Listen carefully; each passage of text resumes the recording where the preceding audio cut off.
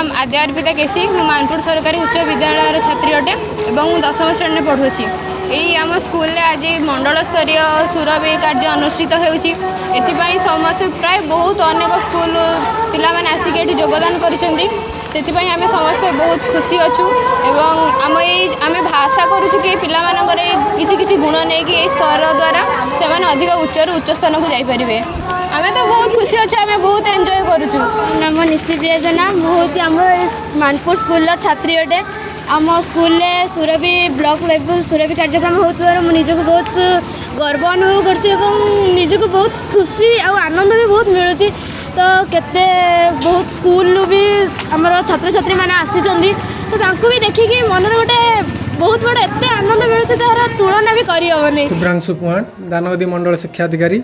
आज आम मानपुर स्थित उच्च विद्यालय मंडल स्तरीय शिशु महोत्सव सुरभि कार्यक्रम अनुष्ठित करुचु। आशा करवा आमर शिशु महोत्सव सुरभि रे आमर ब्लॉक स्तर पिला माने सिलेक्ट हो जिला स्तर में राज्य स्तर में ना करूँ समस्त पिलामानंकर उज्जवल भविष्य आम कामना करवा।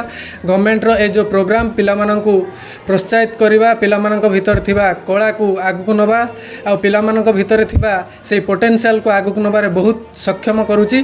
तेणु समस्त को बहुत बहुत धन्यवाद समस्तंकर कोऑपरेशन पाई सहयोग पाई।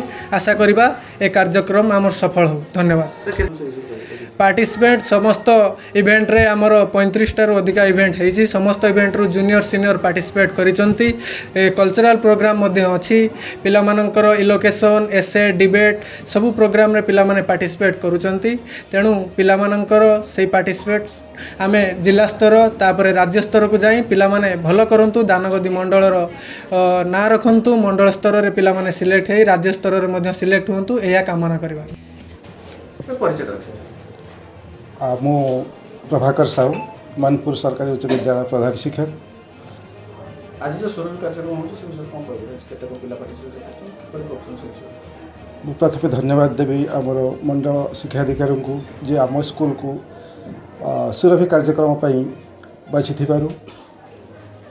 ए कार्यक्रम रे 11 पाखापाखि 300 प्रतियोगी अच्छी 12 गोटी क्लस्टर 300 प्रतियोगी अच्छी से विभिन्न प्रतियोगिता अच्छी। यही प्रतियोगिता जो मैंने सिलेक्ट हे से जिला स्तर जी तापर राज्य स्तर को जी व्यवस्था सुव्यवस्थित भितर कार्यक्रम चली।